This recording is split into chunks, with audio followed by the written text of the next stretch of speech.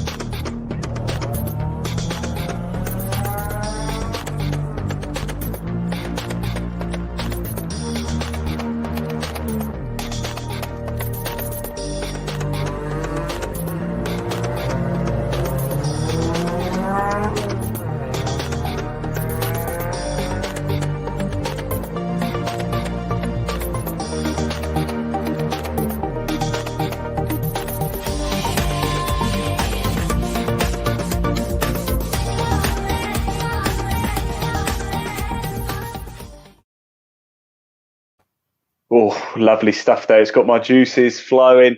And I'm delighted to say I'm, of course, joined by Laura Payne, the coordinator for the BRSCC Fiesta Junior Championship. Laura, are you ready for today? Are you excited? Hello. Yes, Ian, I'm very excited. And actually, watching that video is a fantastic start because that makes me so proud. I love that video. It's going to be some season, isn't it? And just, again, likewise, seeing that, I just can't wait to get trackside. I really, really can't. I bet you can't, can you? Oh, it's been far too long. Can't wait. And I can't wait to see everyone today and in real life in the circuit. Yes, of course, in real life. We can't wait to get going. Croft, of course, this month. We're going to be there. We're going to bring you new behind-the-scenes action live as well, aren't we? We're going to bring you a unique look at life behind the scenes of the Fiesta Junior Championship. Now, look, on to today. We have an awful lot coming up, don't we, in this segment? It's going to be an absolute cracker. First up, we're going to chat to Pete Edwards from the Motorsports School, just to find out really how you get your ARDS license, how you get into racing. Because as we know, obviously, Laura, it's for 14 to 17-year-olds. You know, when I was 14, I wouldn't even know where the pedals on a car were. So, you know. I wish I could have driven a car. So do I. I don't think my mum and dad would have let me, but there you go. Probably for very, very good reason. We're going to show you a full race as well from the Fiesta Junior, so you can actually see the cars in action and the drivers in action as well. And we've got a number of Fiesta Family people to meet, haven't we? A number of special guests coming up. We've got drivers, we've got former champions, we've even got team of bosses as well, haven't we? Coming up. It's going to be such a wonderful, wonderful day. Now, please remember as well, at any time, if you have a question, please do comment below. We can see the comments. We'll have a look through them. We'll reply as and when we can. But don't forget, later on today, we have a very special live Q&A session as well. So if you have, perhaps, if you think of a question throughout the day and you don't want to type it in below, have a little think and join us for this live Q&A a little bit later. It's going to be roughly around about 5:30 this afternoon. It's going to be really, really valuable. Who are we going to have on that, Laura? Obviously, you're going to be on it, aren't you? Who else is going to join us for that live Q&A session?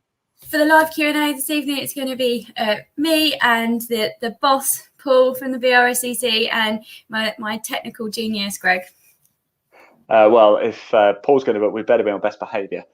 Then the big boss will be joining us. So no funny business, please, everybody. Right, I imagine everybody's probably sick to death of the sight of me right now. So you're going to see me again in a minute. But I can see Pete is waiting down below from the Motorsports School. So we're just going to go to a very, very short break just whilst we get him into the studio and get ready. This is a wonderful, wonderful segment. It's getting into motorsport. It's vital if you're looking to get involved in motorsport at any level, but especially with the Fiesta Junior Championship. We'll see you very, very shortly. Don't go anywhere.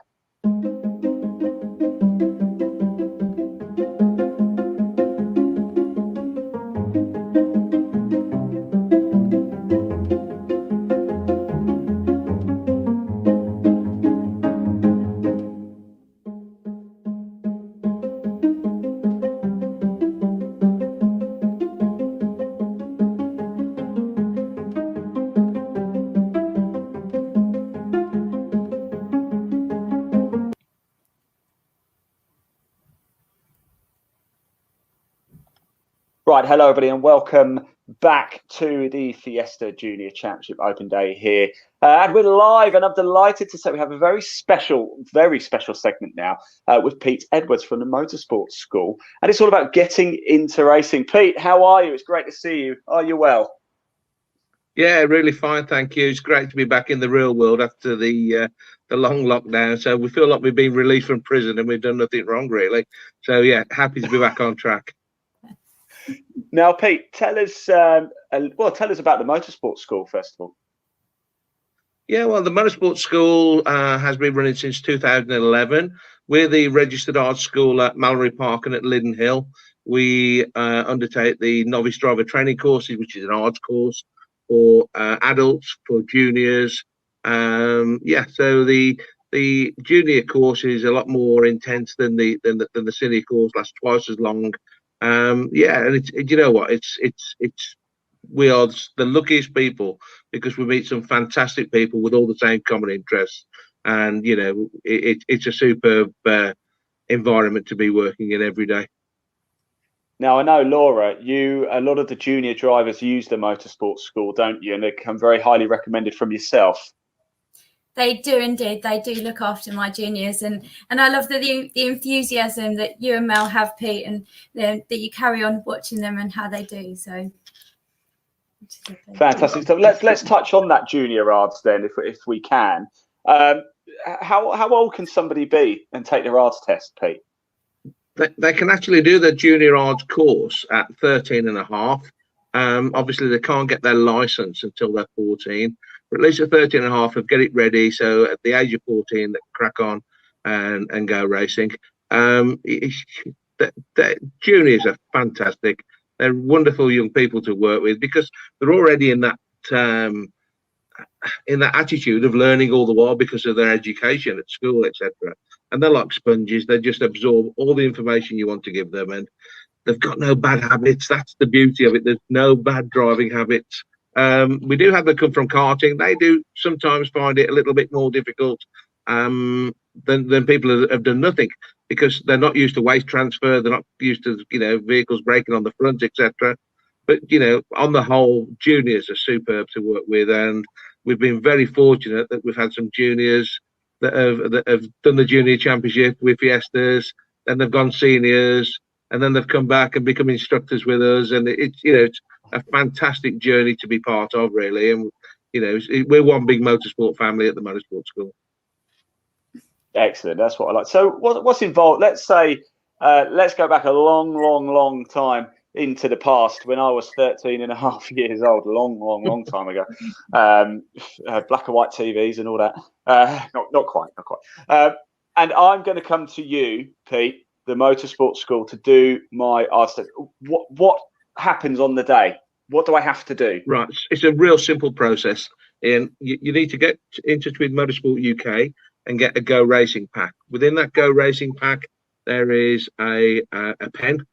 Not just all that's in there. There's a pen. There's a USB stick, and there's a license application form.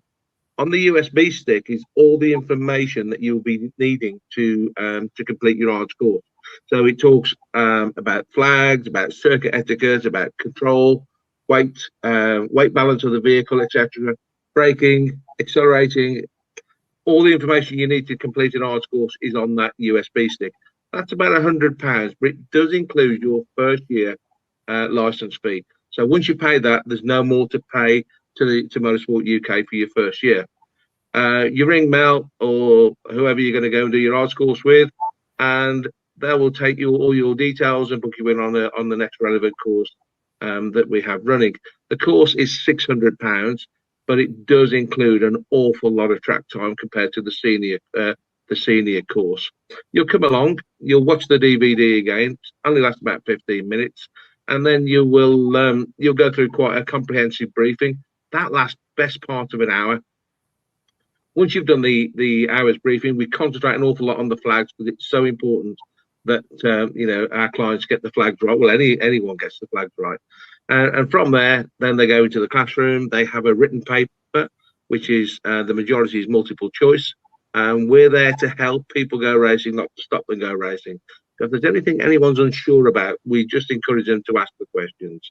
We won't give them the answers, but we can certainly help them with that. From there, we go on to track. And whilst we're on track, we're looking to make sure that they're safe and they're competent. They're not a danger to themselves or any other circuit user. We don't look for lap records. We just need to see that they can drive at a competent level at a brisk pace. At the end of the day, they're novices. They're coming into the sport. We can't expect them to break lap records, and we don't. Have you ever seen a lap record broken, by the way, during an ARDS test? I've been close. Yeah, we've been close. We had some quite special people come last week, actually, and one was John McGuinness, the Isle of Man lap record holder and 23 times winner. So we get quite a few, even though we're at Mallory, it's a little circuit. I think it's because of the personal service we give. We get quite a lot of celebrities coming. It's lovely. It's lovely. So. I'm a big fan of Mallory Park, actually. I have to say it's a cracking venue over there. And sorry, Pete, it's a simple circuit to learn as well. If you're going to do your ARDS course, it's probably the most simple circuit in the UK to learn. There's 4 corners, and it does make life easier. Yeah, it certainly does. Now, the ARDS test, let's just touch on that again. It's compulsory, isn't it, Laura? If you want to race in the Fiesta Junior Championship, you have to pass your ARDS test. Yeah, of course, yeah. And forgive me for asking incredibly basic questions, but I think, for everybody watching this, wanting to get into motorsport a little bit more, find out more about it. How long does it last, Pete? Is it forever? Is it like a driving license, essentially, that once you've passed, that's it? Or do you have to retake it? No, once you've taken the ARDS course and you've been successful with the ARDS course, then all I recommend is, even if you're not going to have a year off or 2 years off, just renew that license. It saves you having to either sit the written paper again or sit the whole course again. You've got a few years to use it. It does have to, like I say, it has to be renewed every year. But if you don't, then you've got a couple of years where if you don't renew it, then you will have to come and do it again. That's if you're in an interclub license, which was the old National B. Once you get up to a National A or international license, then you will only have to come and resit the written paper. Right. Okay. So I'm 13. I'm 14 now. Happy days. It's been my birthday. 14. I've now done my ARDS test with you. Great. I'm going to race in the Fiesta Juniors. My plan is to race in the next 3 years for the Fiesta Juniors. What happens now then? Obviously, yeah, great. I passed. Let's go along. Do I have to do my written test the next year, or just explain that again for me? As if I'm literally I'm going to race for the next 3 years every season. Yeah, once you've got your ARDS course and you go racing, once you pass your ARDS course rather than go racing, once you move, if you do 3 years as a junior, then you're going to be moving up into a senior formula. And that's the beauty with the Fiesta Juniors, and it is the only real junior formula that you can do that with. You can go straight through that car, straight into a senior championship. And it works really, really well. It works out an awful lot cheaper than to go and do another championship because you've already got the car, you've already got the spares, you already understand the car, and you should be by then at one with the car. So then you just apply for your senior license at the age of, we can apply for it at 16, so you can race it as a senior at the age of 16. So it's a simple process once you've initially got your ARDS course out the way. It sounds fairly simple enough. And if anybody wants to do it, Pete, I want to get in touch with you, and I think, yeah, actually, I need to do that, or they've got son or daughter who wants to do it. How do they get in touch with you? Well, again, that's a simple process. It's just pick that phone up, and it's 01455 502 412. That takes you straight through to Mel, who takes all the bookings. She'll give you all the information you need to know, or you can look on our website, which is www.themotorsportsschool.co.uk. Our email address is themotorsportsschool@hotmail.co.uk. So either one of those, you can get hold of us. But we also do, race tuition. Like at the next meeting, Croft, we got instructors out there giving the youngsters tuition just to give them that little bit of help and a little bit of support. And we offer that either the day before, any test session, any track day now, which you can get on with the juniors, or we can be there for the weekend as support throughout the weekend for them as well. Awesome stuff. In fact, the website is running across the bottom, as you can see. So do go check it out. In fact, you passed somebody I know very well. In fact, I've got a nice little picture to show everybody. I did chop the person's head off, as you can see there. That's one of your cars, isn't it? Look, there we go. I know who that is. That's Nick. That is Nick Holmes, isn't it? Yeah, that's Nick, and that's why I cut his head off. A very good friend of mine, Mr. Holmes. You've probably seen a fair few sites, haven't you, Pete? And you've got a number of stories, which we probably won't delve into right now. But just finally, Pete, if anybody's thinking of getting into motorsport, they're not really sure, why should they take the plunge? Why get into motorsport? Do you know what? It is the most fantastic sport, I believe, that anyone could do.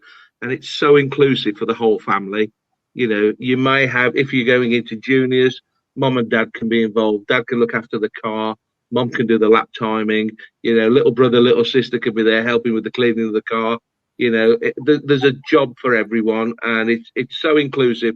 And the social side of motorsport is so important, and it's so big as well. There's nothing in the world like waking up at a racetrack of a morning, and once all the I'll say hassles out the way, so you've got your qualifying, your practice, your racing done. Of an evening, everybody's chilled out. You have something to drink, whether it be alcoholic or not. Barbecues are going. Everybody's in a good mood. It's just I believe, the most fantastic place to be. And I wake up at a racetrack every morning if I can. Yeah, exactly. I was sold about 35 years ago. Fantastic stuff. And of course, the juniors will not be having any alcohol. They'll be having some pop or whatever it is. No alcohol. Yeah. But like Pete said, we'd like to get all of the family involved, and that's where I coined the Fiesta Family name from. So yeah, and you know what? There's some great people out there, and there's been some great names come through Fiestas as well. Don't forget, there's been some fantastic champions that have raced with Fiestas. Matt Neal raced, Gordon Shedden, Turkington, Ash Moff, Ash Sutton, Aidan Moffat. They've all raced Fiestas at some point, and they're big names in British motorsport, and to say that they've all been running Fiestas is a fantastic achievement for the BRSTC with their Fiestas. And like I say, once you do the juniors, you can use that car straight into seniors, and it's the only series that you can do that with. So it's so much more cost effective, because you've already got the infrastructure in place. You've got the car, you've got the spares. Yes, you'll have a different tyre, but the car's going to be exactly the same. Yeah, they do say they're mini touring cars, aren't they? Really a great place to learn your trade. They certainly are.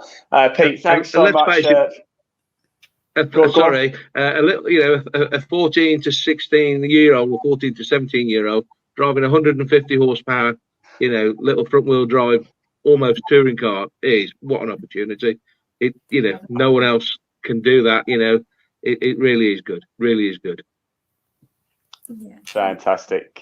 Pete Edwards there from the Motorsports School. Do go check it out. The website is running across the bottom. Go get your ARDS license done. Check it out. Right, Pete, thanks so much for your time. We're going to let you crack on. I know you're a busy man today, so thank you very much. Laura, we're going to go to a very short break, but when we come back, we're actually going to play a full race from the Fiesta Junior Championships. You can see what it's actually like on track in action. Thank you very much, Pete, and we'll see you very, very shortly. Don't go anywhere.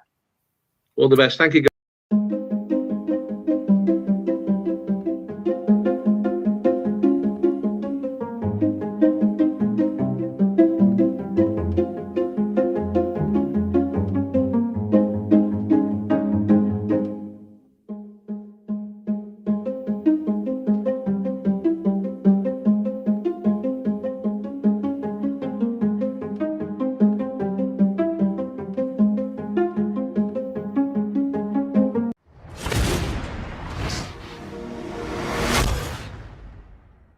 Loke domination. Green flag at the back. Get set, junior fans. 15 more minutes of racing for the BRSGC Fiesta Junior Championship, racing with MRF tyres. Is it going to be 4 from 4 for Joseph Loke, or can someone else dethrone him from the front of the field? Lights out, and we go racing immediately. Jake Weston goes across to cover Joseph Knight from the second row in the Schumacher-esque chop in that case. And what that's also done is Will Orton having to look in his mirrors to defend from Weston. It's allowed Joseph Loke to get through and hold on to the position pretty cleanly as they come through Copse Corner for the first time. Everyone appears to be through nice and clean. They're going to go side by side towards Beckett's for the first time, it seems. All 15 cars away cleanly. That's what we like to see.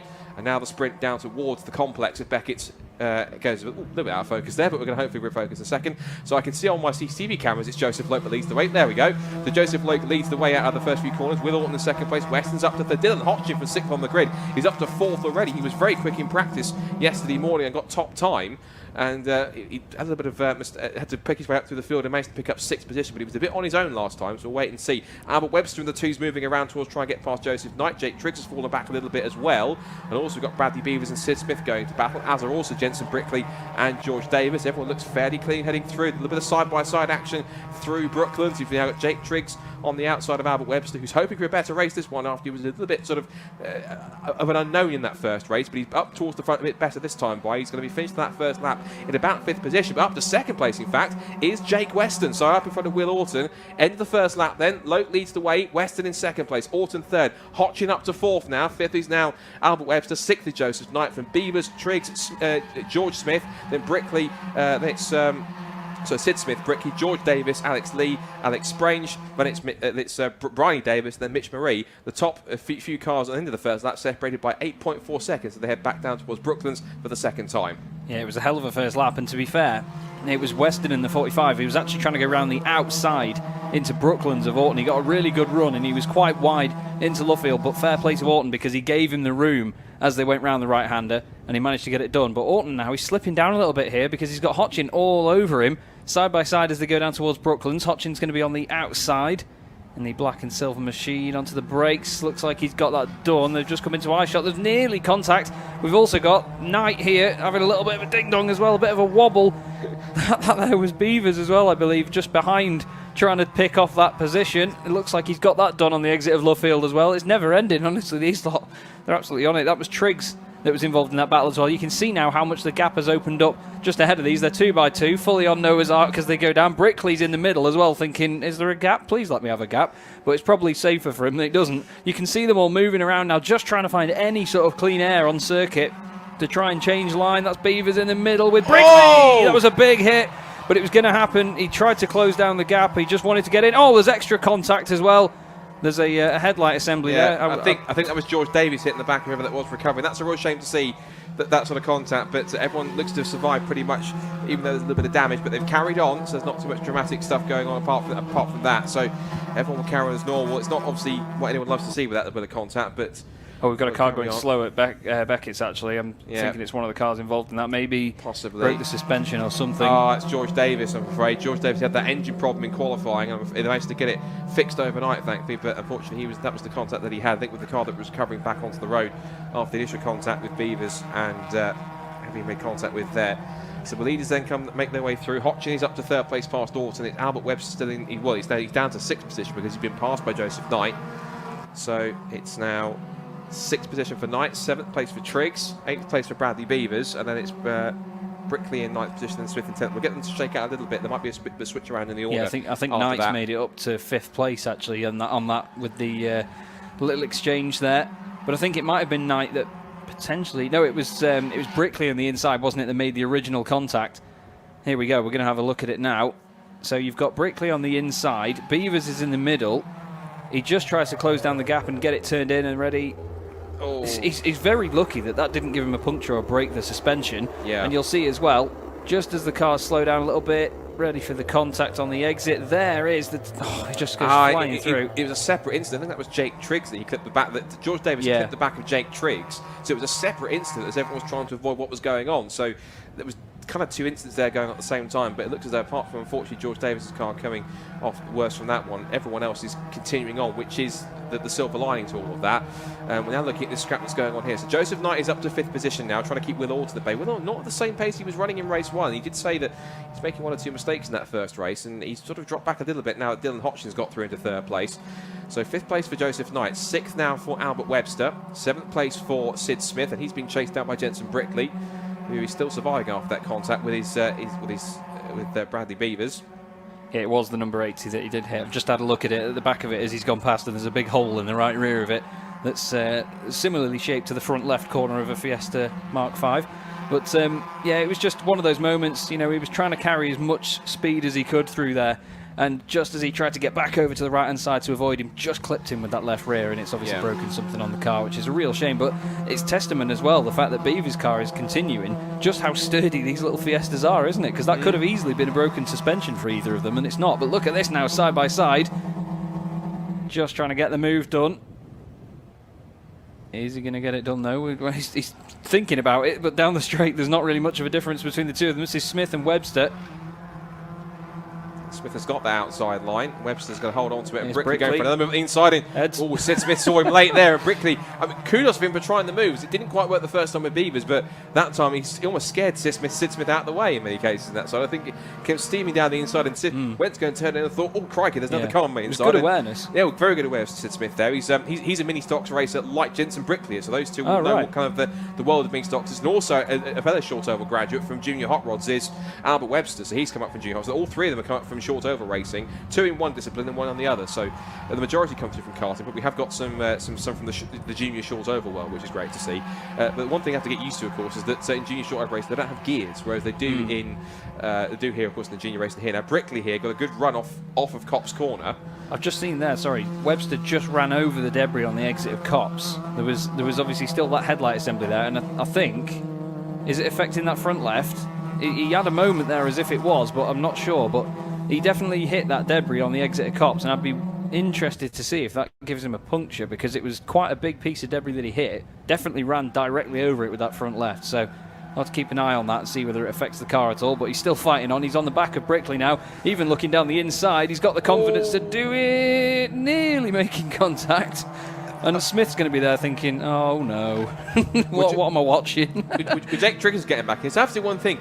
You have to give credit to juniors. They're not scared at having a go for a move on. Oh, no. Right? And again, all fairness to Jensen Brickley's move there, of course. Again, these guys are novices and they're learning on the fly. They're learning on each lap they run. So, of course, there's going to be a discussion about it afterwards in the steward's office. But that's to happen afterwards. Let's focus on the racing now in terms of what's going on here. And this great race that we've got with their battling back and forth as Webster going one way then the other as Brickley goes defensive on the run into Copse Corner. But Webster just about holding on to the rear end of Brickley's cars to go through. Just a reminder, it's still Joseph Loke that leads now by 2.3 seconds from Jake Weston, with Dylan Hodgson on course for possibly a third place finish here from Will Alden. Here are our leaders, and Weston isn't getting away from Dylan Hodgson here. It looks as though that Loke has got the pace and everyone else so far out in front.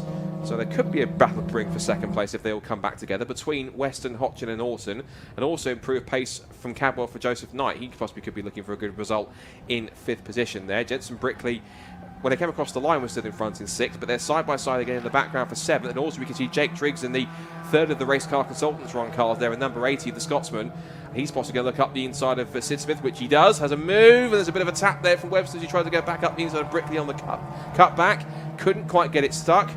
Going to try again here. I've just noticed, sorry, in the number 80, after that contact, it knocked the right-hand side window out on the driver's door, if you'll notice. It's wobbling around a bit because it's obviously just deformed the side of the car slightly as he's hit it that hard. But side by side, just in front, still Webster and Brickley. Webster just in front as they go down the straight. But, well, you know these a lot better than I do, Scott. I don't think it's going to stay that way, is it? We've also got, it's a 5-car scrap now, because look just in the background there, the Trade Price Cars livery machine of Alex Lee's in there as well. He's at the moment in 10th position. So this is the battle in the second half of the top 10, from 6th down to 10th here as they come up through Copse Corner again. Look at that, you see the Trade Price Cars car in the background. Now for second place, Jake Weston has been caught by Dylan Hodgson here, exiting Beckett's, and Will Alden's not too far away. Again, not quite on the same pace he had in race 1 to keep up with Joseph Loke, but he is doing the best job he can. There is 5th position man Joseph Knight in the black and white car there, just the right shot, and then everyone else behind them in that pack for 6th position. It's great to see.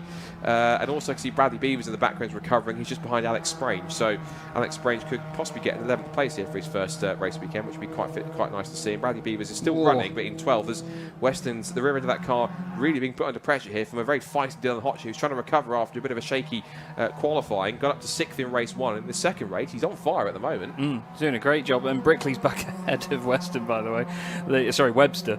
They've changed around once again as they've come through Luffield. There's your race leader, though. He is still in this race, is Loke, but he's just miles out in front. Weston now having to defend here from the number 50 of Hotchin.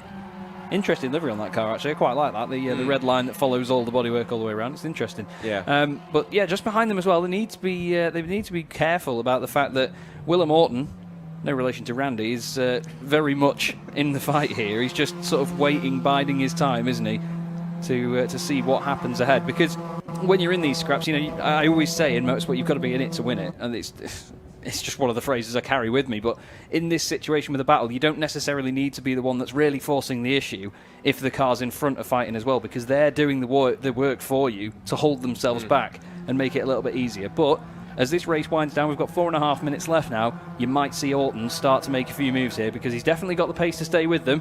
It's just whether he actually makes something of it. This is the number 80 now, looking down the inside of Webster. He's still behind Brickley. These two have been absolutely phenomenal to watch. Look at that wheel cocking all the way around there. And look at that now. Webster takes a very wide line into Luffield to try and get the run on the exit, because he knows down towards Copse at turn 1 is the prime opportunity to do this. But the number 80, just behind him of Triggs, has also done a similar thing. He was a bit tighter on the way into Luffield, but he's still got a good run himself. And as they go down the straight then, I'm just wondering whether he gets it done. Just quickly look at them. I think there's an issue for Sid Smith, unfortunately, because his car's going to slow down the pit straight. And yeah, unfortunately, he's pulling off onto the grass at Brooklands. We look back to our scrap for 2nd, 3rd, and 4th, and they have closed up again now. So Weston, who got his first podium on his first race in the championship with 3rd place earlier on in race 1 this morning, he is now pushing on to try and resist from Dylan Hotchin, who got his first podium of the championship in the 2nd race at Cadwell.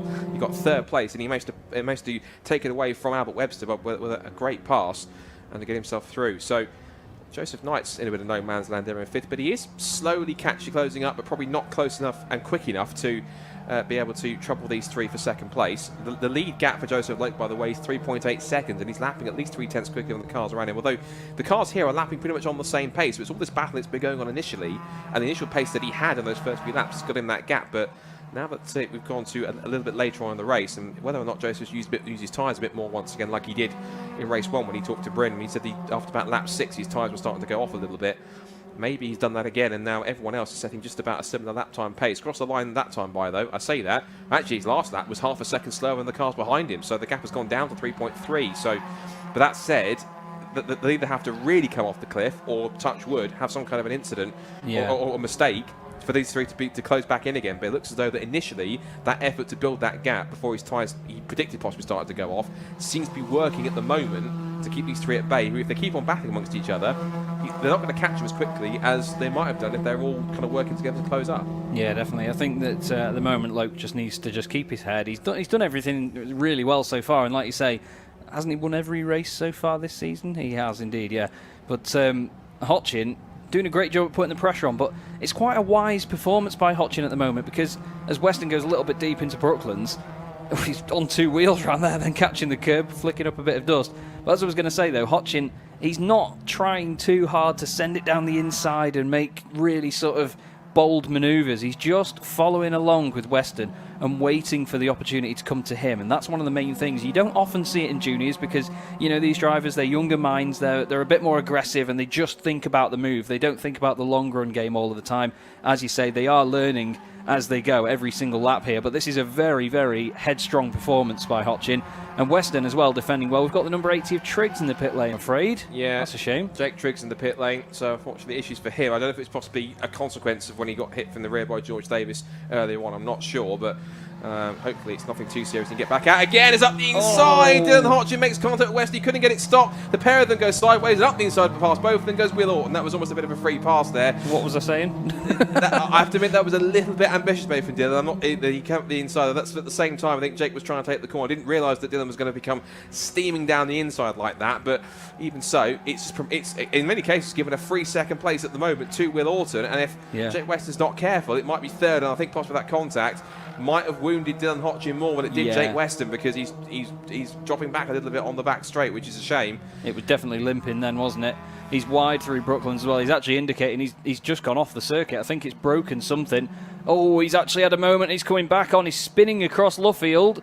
He's still on the grass on the inside, but something definitely broke on that car. He was really, really wide around Brooklyn, which of course is a left-hander, and then suddenly the car straightened up, and as it got onto the grass, it just spun very quickly to the right, and he's now parked on the inside. So we've got double waved yellows there as we're on to the final lap of the race. But Loke is going to be one of the first cars on the scene there to see that, but luckily, like I said, out of the way. But it's a real shame that, but I nearly actually called him Randy Orton then. Orton still in second place, though. He's going to be very happy with that. And as I was saying before, Scott, in it to win it. It happened in front of him. And look at this now from Knight. He's all over the back of Weston as Weston decides to take the Grand Prix loop. And this is almost looking like a podium here for Knight. It possibly could be. It could be the same podium from race 1. Or Joseph Knight, if he can pull off a move that works, is in with a chance of possibly snatching his first podium and his best result in the championship so far. Watch Down Knight towards go to the Brooklands. Oh, no, he hasn't. Doesn't make the dive up the inside lane. He might try and go for the undercut if he forces Weston to go deep, but I think he's forcing him to go deep. Double wave yellows, though. But he can't pass. Very good point. No, he can't pass because of Dylan Hodgins' car that's been off the road.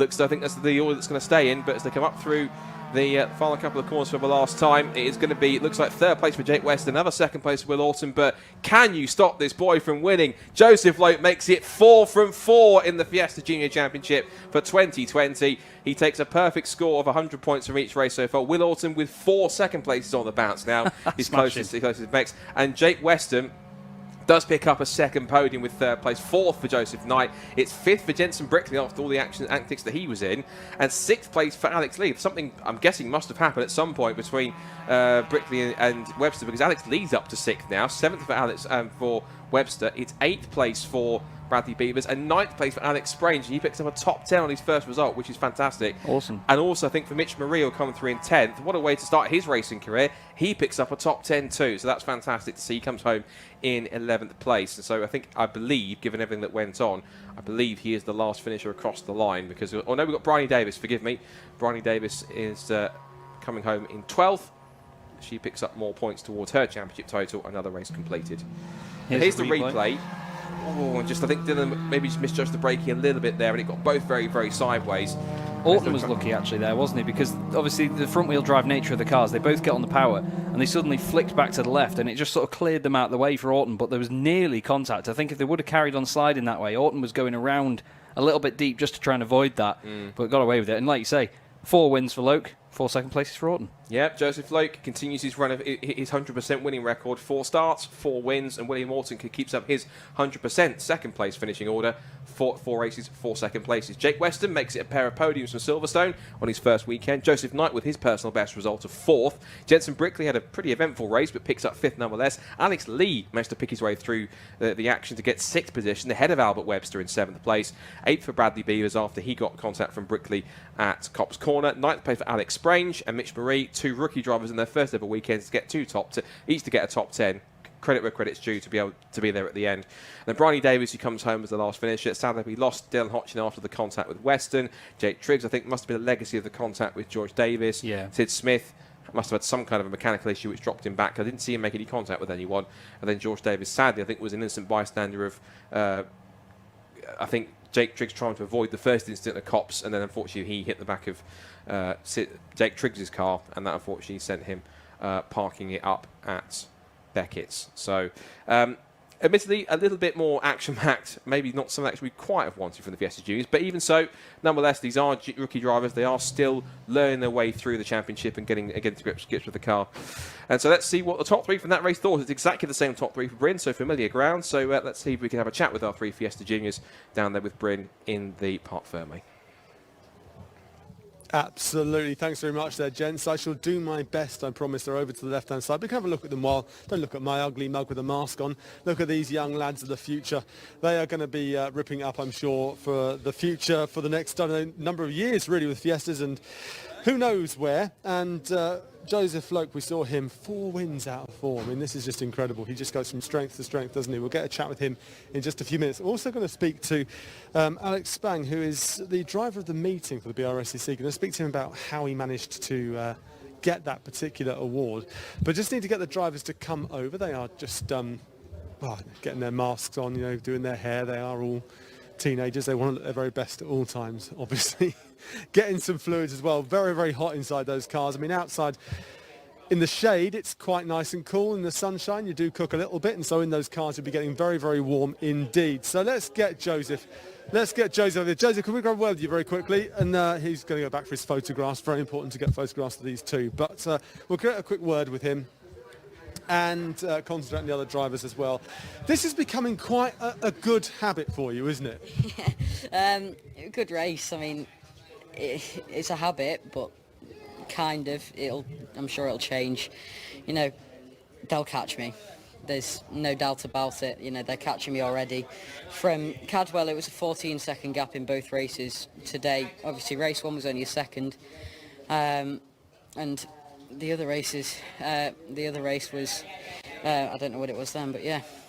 They're definitely getting nearer, but the crucial thing is they're not able to get near enough. I mean, a second is still a sizable chunk of distance out there, particularly on the Silverstone National Circuit. Yeah, one of the least technical tracks we'll go to, but it's still a good track.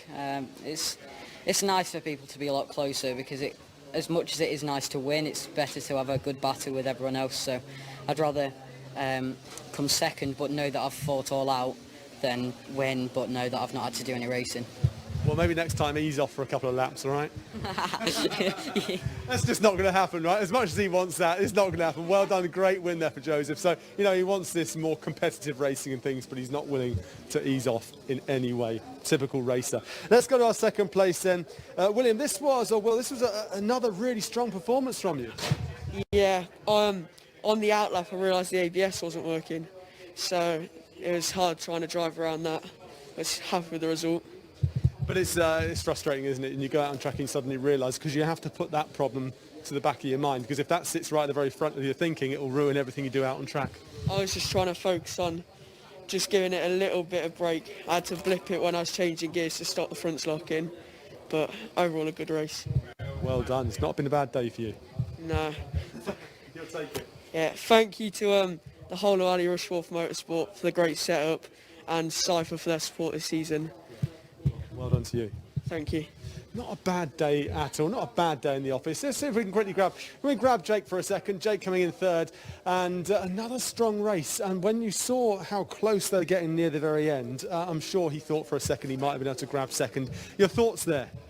Yeah, it was a pretty good race. Everything just slipped into place other than the last 2 laps. So, yeah. Yeah. What happened there? Was it tyres? Well, no, I just got caught up because I was just pushing my own air, and Will and Dylan were pushing together to catch up to me, and then coming into Beckett's, Dylan thought there was a move there and I was at the apex, so just one of those things, and racing's racing, so. Certainly is, and whatever happens you'll learn from it no matter what. Yeah, definitely. It's just it's my first race in a Fiesta, so it's just a massive learning curve, so. If I was you, I'd be pretty happy with today's work. Yeah, 2/3, my first meeting. You can't be happier than that, to be fair. So. Some people race for years and never get that, so well done to you. Onwards and upwards. Thank you. Well done there to Jake. Now I want to bring one more person in. This is a guy who has raced. Well, he's raced for this season, and he's self-funding. He's kind of working fully on his own, getting his budget together. He's learned so much over the course of the year, and he has been named by the BRSCC the driver of the meeting. George, well done to you, Alex. Sorry, that was a fantastic achievement for you, because your results out on track, they've been really impressive. Yeah, it's been a journey. It's like I came into this weekend, the first time I've ever been in a car by myself, and I just worked up the pace and worked up the pace and worked up the pace. First result I wasn't overly happy with, but yeah, we just pushed on for race 2, and yeah, I'm really happy with the result. Yeah, it's always a steep learning curve, and you're learning it on your own. So little trophy there, well done to you, and I mean, you must just be stoked with what's happened so far. It's amazing. Yeah, I like two and a half months ago I couldn't drive, and now I'm at Silverstone winning drives to me, and it's a special moment, and I'd recommend like anyone that can do it, sign yourself up for Fiesta Juniors and yeah, give it a go. Great stuff, great testimony. Well done there to Alex. Brilliant trophy. Hold it up, just give us a cheer, give us a wave. There you go. The driver of the meeting. Well done there to Alex. Driver of the meeting for the BRSCC. Fiesta Juniors showing us again how good they are at racing. Self-funded, learning it all for himself and doing a brilliant, brilliant job. I can't get the names right, can I? But they can get it right out on track. That is for sure. So we've got more racing coming up. Back to Scott, back to Chaz, because we have for you more action from the BRSCC and the MX-5s.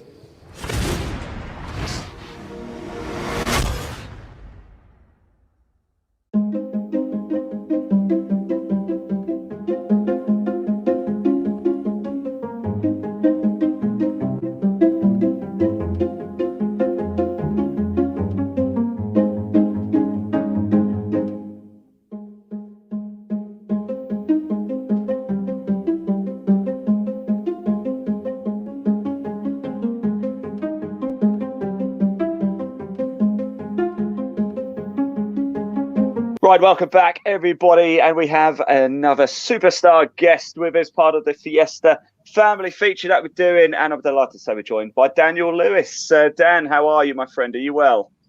I'm good. How are you? Very good, thank you. Very good. Certainly enjoying the day, I have to say. Now, Dan, you're going to be racing with the Fiesta Juniors this year. And am I right thinking it's going to be your first season? Yeah, it is. Excellent, excellent. Have you done much racing before? We get a lot of people come from karting, etc. What have you done? What's been your route to the Fiesta Juniors? I've watched my dad, and then I like the races, so came along. So your dad's a bit of a driver, is he? Yeah, he does K-rooms. Yes, I did hear a little rumor. I say rumor. Laura told me actually that he'd done quite a bit. So I assume you got the racing bug from your dad, then going trackside with him, watching him racing, and now it's your turn. Are you excited? Yeah, I'm very excited. Fantastic. Now, obviously, you've been out with your dad quite a bit, I imagine. Is there a particular track that you're looking forward to going racing on this year with the Fiesta Juniors? Silverstone's one of my favourites. Done a track day there. Good. Plenty of overtaking opportunity, nice and wide as well, Silverstone, isn't it? I think it could be quite a good one. That would be a cracking one to watch as well. And of course, we'll be live for all of the Fiesta Juniors this year as well. Dan, look, let's just talk a little bit. Why did you get involved with the Fiesta Juniors? Because of my dad. I thought it looked really fun, and I asked him if I could join, and he said, "Yeah." And we find a car to race in, and the Fiestas look pretty fun. So. Yeah, not half. Have you done much testing at all? Yeah, a couple of testing sessions. Yeah. Good man. And what was the car like to drive? Are you feel like you're up to speed with it? Yeah, lots of practice. It's a really fun car. Yeah, definitely. They say they're mini touring cars essentially, aren't they? Which is good. Now look, now you're part of the Fiesta family. What's the long-term goal for you, Daniel? Is motorsport what you're hoping to do full time one day? Well, I reckon I'll go into seniors and see what happens then, because you never know. Exactly. Well, look, the world is your oyster from there, isn't it, really? And I know certainly, Laura, you'll look after Daniel this year, won't you? And we've had a lot of drivers go quite a long way, haven't we? We've got Ollie Turner as well, who's ripping motorsport up as well. Look, Daniel, really appreciate you joining us today. I'm very much looking forward to seeing you trackside this season. I'm going to be at every track as well, but if you want to get anything done, don't talk to me, talk to Laura. She's probably the best person to speak to. She does all the organising. Daniel, look, thanks so much. Can't wait to see you trackside. Is your dad going to be coming along to all the meetings this year? Yeah. Fantastic. I look forward to meeting him there. Right, that is Daniel Lewis, part of the Fiesta family this season. It's his debut season. Can't wait to see him in action. We're going to go to a short break, but don't go anywhere because we've got so much more coming up for you here today. It's the Fiesta Junior Open Day live. We'll see you soon.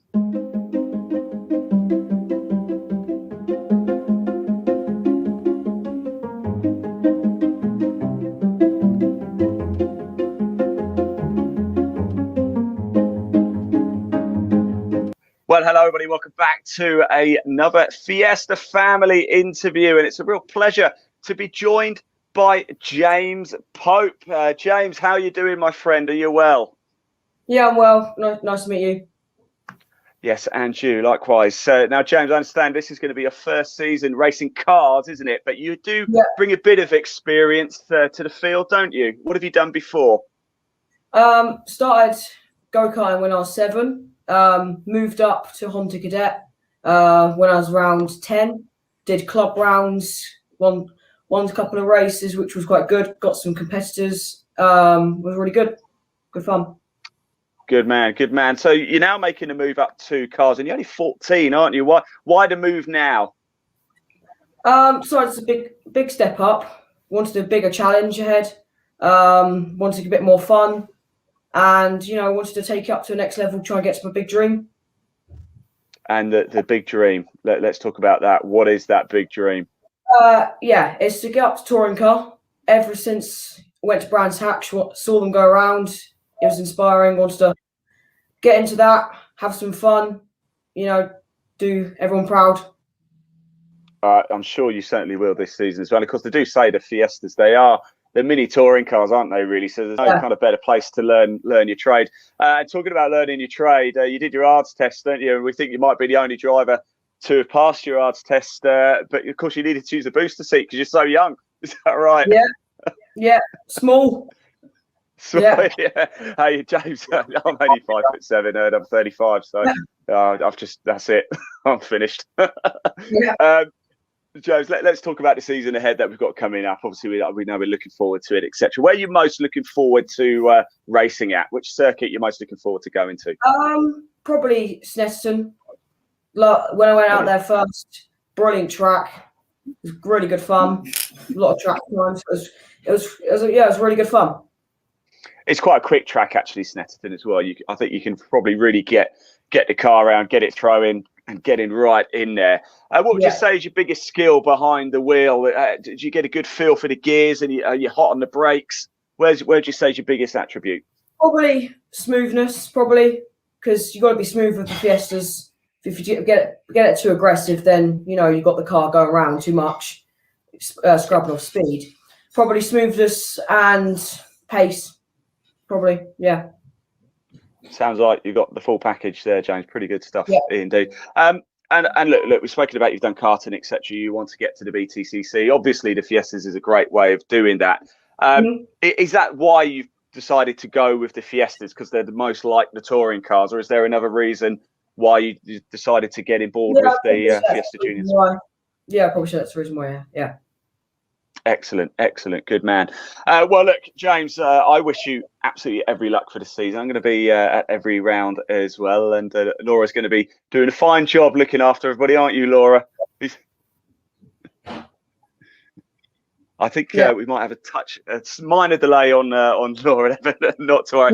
James, I'm going to let you go. Thank you so much for joining us today. It's been a real pleasure on this open day for the BRSCC Fiesta Juniors. Remember, if you've got a question at any point, please do comment below. We can see the questions, and the Fiesta Junior website is running across the bottom there. We are going to go to a very short break now, but we'll be back live very, very shortly. Don't go anywhere. We'll see you soon.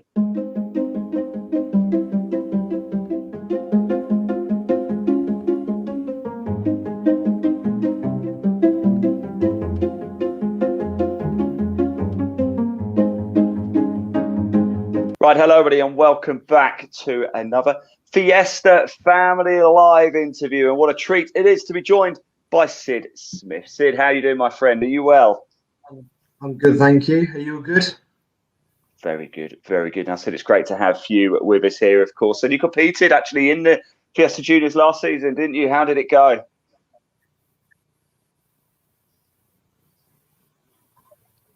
Hello, Sid. Hello. Hello. There he is. I got you. You're back.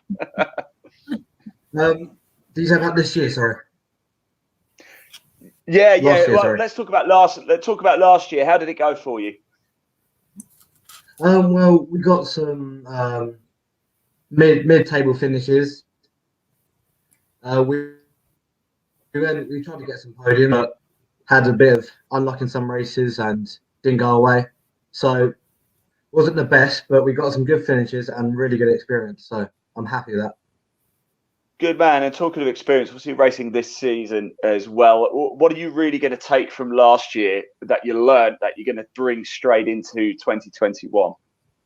Well, obviously we're doing some of the same tracks as last year, so I want to take my experience from those tracks and hopefully go to the new tracks this year and know where the track goes and start improving the small bits to get up front than the big bits of actually learning where the track goes. Yeah, So definitely, it's vital. Do you do a track that's good walk? Do you get the chance to do a track walk whenever you arrive? Oh yeah, definitely. I find that essential. The day we get there, and normally like the Saturday night, I do a track walk, both of those, just to see anything like new curbs, where the rubber is, where the grip is, just stuff like that. So yeah, I find that really helpful. Good man, good man. Now I know your dad's done a bit of racing, hasn't he? As well. Is that what inspired to get you into motorsport, Sid? Yeah, definitely. Just going to watch his races when I was little, and yeah, just really growing up with it, makes me want to, yeah, do it. Good Definitely. man. And what's the long-term goal for you then? Obviously, another season in the juniors. What's the long-term goal for you? Are you looking to make it to the touring cars, or are you looking at a different route? I'm definitely looking to go down the closed car route, not the single seaters. So the main goal for me would be touring cars or GT racing, something like that. That'll be the ultimate goal. Exactly. A cracking route to go down as well, by the way, isn't it? Which track are you most looking forward to going to this season? Sid, where was your favourite last season? Any particular results stand out? I think I can't wait to go back there this year. We haven't raced there before, but it's definitely going to be Alton Park. Just I've done a test day there over the winter break, and I just found it is such a good track. I just can't wait to race it. I think the Fiestas will suit the track perfectly, and there'll be some really good racing. Excellent. Top man, top man. And finally, Sid, I won't keep you too long. I know you're a busy man. But anybody watching this and thinks, yeah, I fancy a bit of that, why should people get involved with the Fiesta Juniors? What makes it so good? Well, the three main choices are for circuit racing. I think Fiesta Junior, the Saxo, obviously, and Ginetta Junior. I think with the Ginetta, it's a bit on the pricey side, and it's just a bit too much pressure too soon, especially for a young age. So, and then Saxo, I feel like it's a bit on the other side. So I think Fiesta is a nice balance in between. It's good publicity and not the most expensive thing in the world either. It's one of the cheapest. And like I said, the racing is extremely good. So I'm loving it. That it is. The racing is absolutely spot on. And Chris said, I'm pleased that you're going to be part of it again this year. Can't wait to see you trackside. I'll see you next month. Well, actually, this month, isn't it? I'll see you at Croft very, very, very soon indeed. That's Sid Smith. Thank you so much for joining us, Sid. Take care. I'll see you very, very soon. Now we're going to go to another very short break, but we've got so much still to come up today on the Fiesta Junior Championship Open Day. Don't go anywhere. We'll be back shortly.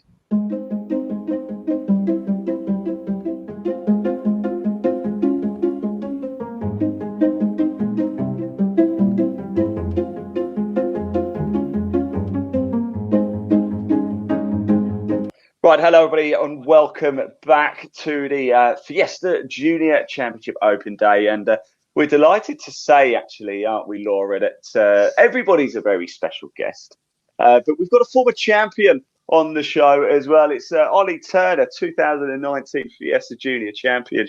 Ollie, how you doing, mate? It's great to see you again. It's been a couple of years since I last saw you trackside. How's it going? Yeah, things are going well.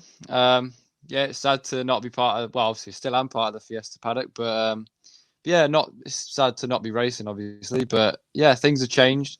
I'm now racing in the Volkswagen Racing Cup, so yeah, that's a big step up for me and my family. But yeah, things are going well, thank you. Well, they are going well. We'll touch on that shortly as well. And by the way, you'll always be a member of the Fiesta family, Ollie, as well. Let's go back to your time with the Fiesta Juniors. Of course, we met we met in 2019, didn't we? And you picked up the title that year. Just talk us about 2019 and your experience with the Fiesta Juniors that particular season.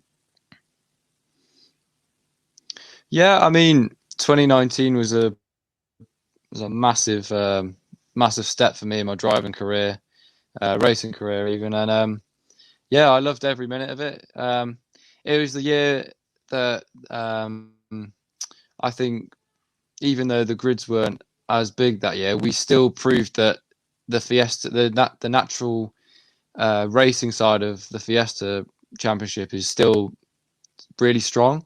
So regardless of the grid size, you're always guaranteed an amazing race, and that was proven in the first race of 2019, and that was when me and Magnus, the 2018 champion, had a cracking battle to kick off the year, and obviously that came out with me leading the championship at that point. And yeah, but it's been a great experience over the past. Well, I did 4 seasons in the juniors, and yeah, just an amazing experience, and I can't recommend the championship enough to anyone looking right now, really.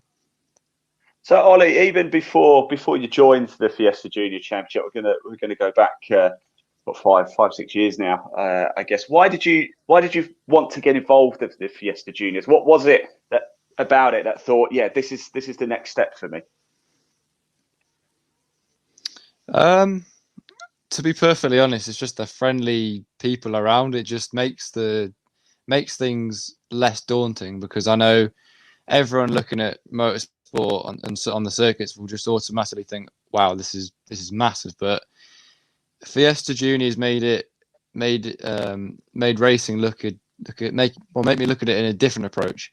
Yeah, and in that sense, it just made it more approachable financially, and I guess it's just a lovely, friendly environment, and yeah, I'm just glad I felt that way, and I feel if anyone else were to join the championship, they'd feel the same love and warmth that I had when I first joined. So, well, I think that's kind of what drew me to the championship. Good man. I think a lot of that credit has to go to you, Laura, doesn't it? You certainly make it a very family-friendly place to be. I remember, Ollie, we had a barbecue. We had a Christmas party, didn't we, in the middle of June, that title-winning season for you. I remember that. We even had a Christmas tree, didn't we, Laura? We did it with a huge Christmas tree as well. It's awesome. Yeah. It was a whopper, Yeah, wasn't it? It was good fun, that was. It was. That was Ollie, good fun. Obviously, since 2019, you then went to the Fiesta Seniors, didn't you? How was that for you? Well, it's a lot different. That's all I can say. Is you're not racing against kids anymore at this stage, and yeah, you're racing against adults who've raced a lot longer than you. But then obviously for me, I was still quick, so it kind of made things a little bit easier. But yeah, it's completely different style of racing. It's a little bit more frantic, let's say. But yeah, no, I still enjoyed it as much as I did when I left juniors, and yeah, I learned loads for this season, really. So I mean, it was great to come away with third as well. Obviously, that was good. That's sensational, by the way. Congratulations on that. And you've progressed once again, aren't you? You're certainly a big success story. A great advert, by the way, for the Fiesta Juniors. You're now on the TCR undercard, aren't you, with the VW Cup? And things have started out pretty well, haven't they, Ollie? Talk us about Silverstone last weekend. Well, yeah. No, again, yeah, like you said, we've taken another big advancement in racing, and yeah, I signed with JM Racing this year for the Volkswagen Racing Cup, and yeah, we did well at Silverstone. Yeah, we got a pole and then a win, so can't get any better than that on a debut. So yeah. No.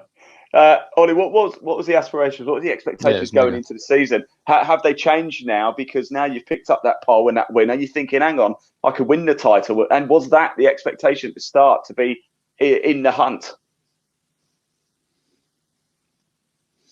No, I've wanted to win it ever since I signed with them. Really, we both came to the agreement that we had the ability to do it. So there's no reason to doubt each other. So we're there to win, and we're there to prove ourselves. So fantastic, Ollie. Thank you. Laura's come back. She's come back. I think she went away to make a nice cup of tea. I haven't. She didn't come get. back. I ain't got one. Technical issues. I'm sorry. It happened. Look, you're live. It's what happens when we're live. Ollie, once again, I just want to say thanks to you as well, because you know, you're always a great sport. You're always up for having a good chin wag with us in the paddock as well, and it's always great to catch up with you. Best of luck for the season. Thanks for coming on to this as well. I know you're a super busy man. Like I said, you'll always be a part of the Fiesta family. It's Ollie Turner, the 2019 champion Definitely. and leader in the VW Cup Championship standings in 2021 as well. Hey, how good does that sound? Right, Ollie, thanks so much, buddy. It's all good. You take care. We'll see you soon. Speak to you both soon. Cheers, Ollie. We're going to go to a short break, but we've got so much still to come up. We'll see you soon. Thank you.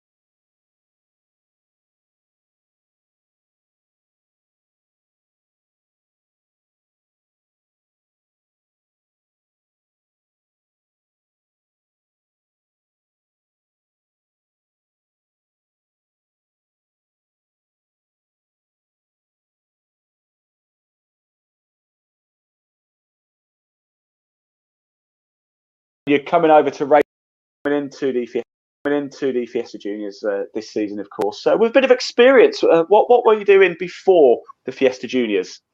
Before I was doing the junior saloon car in the Saxos. Okay, and you're coming over to race in the Fiesta Juniors. Now, it's probably a cracking experience in the Saxos, was it? Yeah, it was very good. A good starting place, but now I'm moving up to the Fiestas to get better experience. Yeah, kind of moving into the mini touring cars, I suppose. Really, Yeah. Before you did the junior saloons, did you do any karting or autocross? Did you go down that route? No, well, I had a couple sessions at like Lakeside karting in like the rental carts, but that's it. I know Lakeside karting very well. I was there last year for a charity event. I'm going to be there again this year as well, actually. Cracking little track that, by the way, Lakeside, isn't it? Yeah, it's very good, very fast. Couple of tight hairpins that catch a lot of people out, isn't there, as well up there? Yeah, You've got to be on it. Yeah. So now, obviously, you're in the Fiesta Juniors. You're going to go for it this season. What's the expectation for you? Obviously, you bring a good level of experience from last season into this season. What's the expectation for you? Obviously, I'd like to finish high up and win the championship. Obviously, try my best and have a good battle with everyone else and have a good time. That's what we like to hear. Having a good time, wants to win the championship, Laura. That's what we like, isn't it? Huh? Yeah, definitely enthusiasm. Certainly and you'll have a good time in our paddock. Yeah. You will have a good time because we'll probably have a Christmas party in June or July again. Obviously, COVID. Archie, what's the long-term goal for you then? We talk to a lot of drivers, and a lot of it is they want to get to touring cars, etc., and really make a long-term career out of motorsport. Is it a similar sort of pattern for you? Yeah, obviously, being from not really a racing background, not doing anything before, obviously going into the Saxos was a big step for me, considering I hadn't done anything. Now moving into the Fiestas, which is a totally different thing, obviously getting used to it. But obviously, I'd like to move up and into the mini championship because they're like another step up. But the end goal, I think, is to try and do truck racing like my dad. Yes, I do know your dad, and I am doing truck racing again this year as well, I'm pleased to say. And they are monsters, by the way, aren't they? They are absolutely incredible. That's going to take some serious control. Archie, what would you say coming into this season with the Fiestas? What's the big difference between last year and this year, the Saxo and the Fiesta? Obviously, the Fiesta is more advanced compared to the Saxos. Obviously, a lot more power. In the Fiestas, you feel more in control of the car. So obviously, getting used to being something completely different. Yeah, excellent. As I've said this numerous times, people are probably tired of me saying it now. They are like mini touring cars, aren't they? Yeah. Definitely. Right, Archie, look, thank you so much. I can't wait to see you this season. I am going to be at every single Fiesta Junior Championship race this year, getting in everybody's way and bugging everybody and walking around with a camera and annoying you. So apologies in advance. Do tell me just to go away, get out of the way if I'm annoying you at any time. Is your old man going to be joining us as well? Yeah, when he's not at his racing, he'll be coming to all of mine. Yeah. So excellent, fantastic. I can't wait to him as well. Yeah. Look, I can't wait to see you, Archie. It's going to be a wonderful season. Thank you so much for joining us. We really appreciate it. Thank you. We're going to go to a short break. Our next guest is actually waiting down below. I can see them. We're just going to go to a short break just to bring them in any minute now. Don't go anywhere. We'll see you in a minute.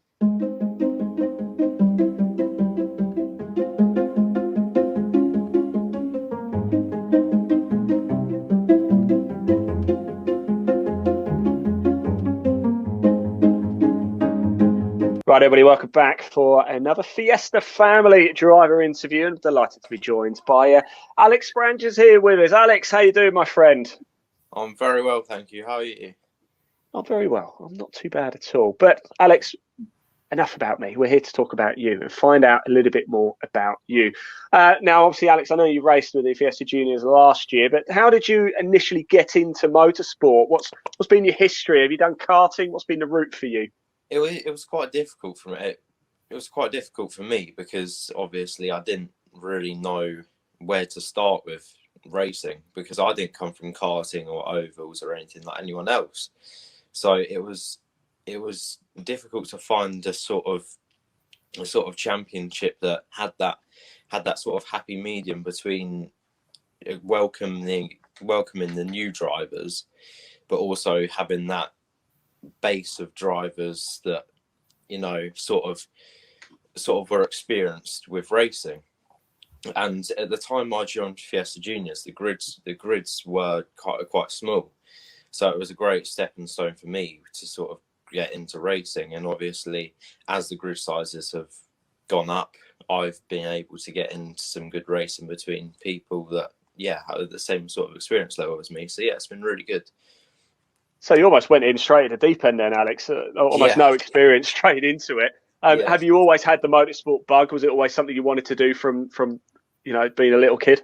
I've always loved cars. I've always loved that from a very young age. But motorsports sort of came around not too young, maybe about 11 or 12, and that's when my dad started taking me to Brands, which is our local circuit.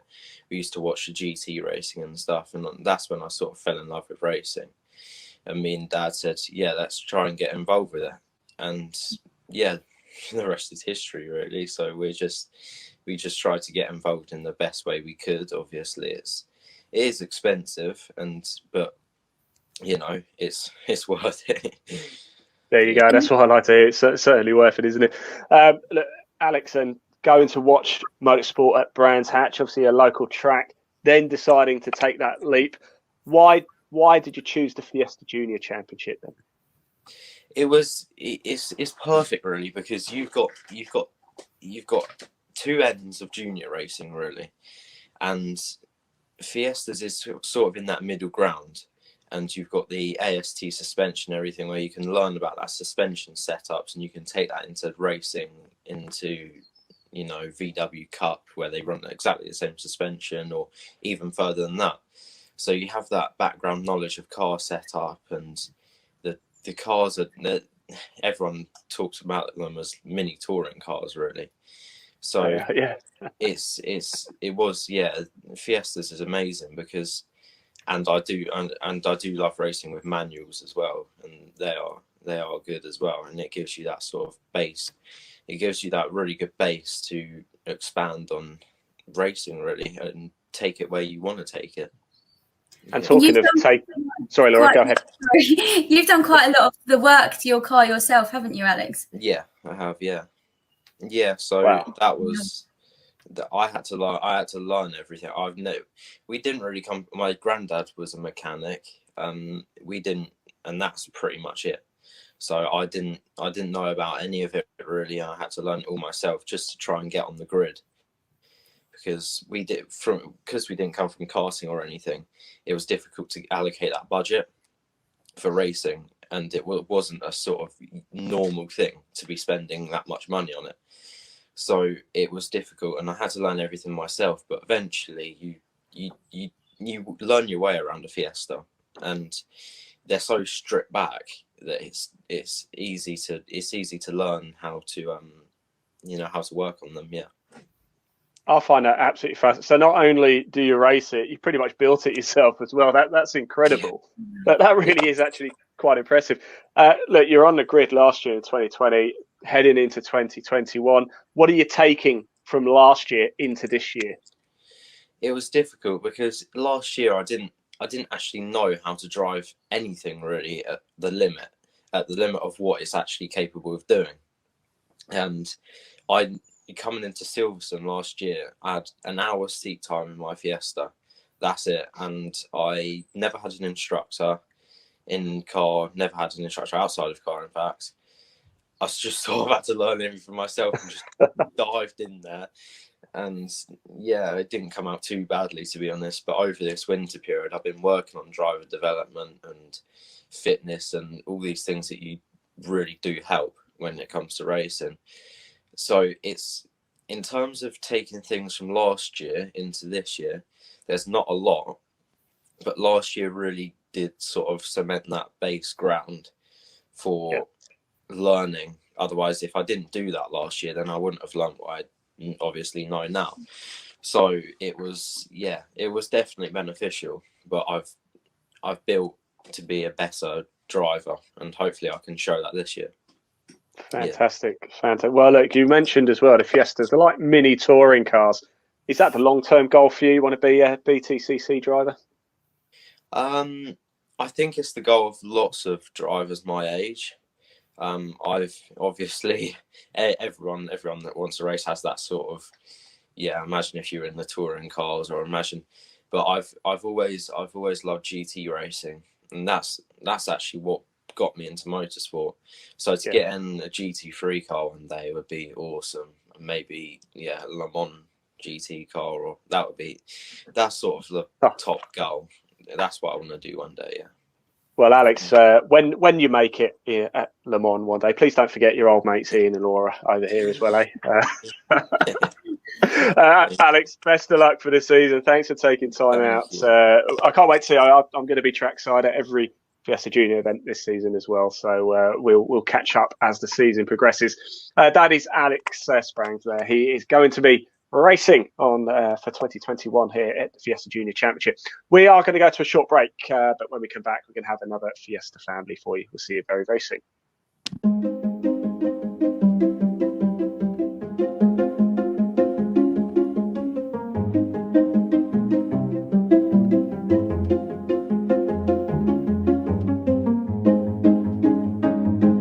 Right, hello everybody, welcome back and welcome to yet another Fiesta Family segment here. And we've got Harry Garman with us. Harry, how are you doing? Are you well? Yeah, I'm great, thanks. How are you? Not too bad, not too bad. I'm liking this, Laura, because everybody's asking how I am, but no one's asking how you are. Now, Harry, I understand this is going to be your first season with the Fiesta Juniors. Are you looking forward to it, first of all? Yeah, it'll be great fun. So I've done a practice day at Brands Hatch, and I really enjoyed that. So it'll be a good season to come. That's what I like to hear. Did Laura look after you very well there? Yeah, it was great. Yeah. Fantastic. Now, Harry, obviously making a move into karting. What were you doing before? What were you doing last season? So last season I was with Suzuki Swift Rallycross Championship. So that was the step I moved on from karting, but the sessions, they were only about 3 or 4 laps long, whereas the Fiestas are much longer, so more racing. But rallycross, that's really cool, and that's quite tricky as well. You must have pretty decent car control. Yeah, that's one. If it's one thing it's taught me, it's how to handle it well. So that'll be helpful, I'm sure. So if you're in this as a bit of a step sort of into a different direction for you, obviously more. I mean, I know they're done on Croft is a big rallycross track, isn't it, up there as well? But are you wanting to get more into circuit racing? I take it then, more traditional circuit racing. Yeah, definitely, because the rallycross is much shorter on the track side of things, on the tarmac end. So full circuit racing is, I think, I prefer it. So yeah, it's a good step. And where do you want to take? Sorry, Laura, go ahead. Sorry. Sorry, I was just going to say that I think, well, from my history of FJC, I think Harry is the first person that's come from rallycross. So, as far as I'm aware. Hey, I love that. That's cool. We've had all sorts, haven't we, Laura? We've had autocross, we've had karting, we've got rallycross. We've had complete racing rookies as well, haven't we? And it's a lovely mix, isn't it? Harry, what's the long-term goal for you? You're obviously now moving into full circuit racing. Do you want a full-time career in motorsport? Is that the goal? That is the dream, but obviously it's very hard to say. I'll just do my best this season and see where it takes me, really. Yeah, absolutely. And where are you most looking forward to heading to? Which track have you seen on the calendar and think, yes, I can't wait to get there? Well, I was really looking forward to Silverstone, but obviously that's been cancelled this year. But Croft is a great track to. Well, I've never driven the full one, but only the rallycross short section. But no, it looks great from the videos I've watched. Fantastic. And why? We know obviously you want to get into circuit racing. We know that races are longer. It's a good test, isn't it? But why the Fiesta Juniors? Well, first off, it's a Fiesta ST, which is quite a big step up from the Suzuki Swift I had last year. And yeah, it's a great looking championship from all the videos that I've watched. So it seemed really appealing. And I have to say, I'm a little bit biased, but it's incredibly well run, isn't it, Laura? Of course, yes. Look, Harry, thanks so much for joining us here. I can't wait. I love talking to people who've never done it before as well, because you're in for such a wonderful year and such a huge experience as well. It's going to be wonderful. Can't wait to see you out on track. Laura, I bet you can't wait to see Harry sliding around Druids again and wherever we go and up and down the country. It's going to be wonderful, isn't it? I can't wait. And hopefully Harry will have Silverstone in next year. So stay with us. Cheers, Harry. Thanks so much for your time. As usual, we're just going to go to a very, very short break and bring our next guest in. We'll see you in a minute. Do not go anywhere.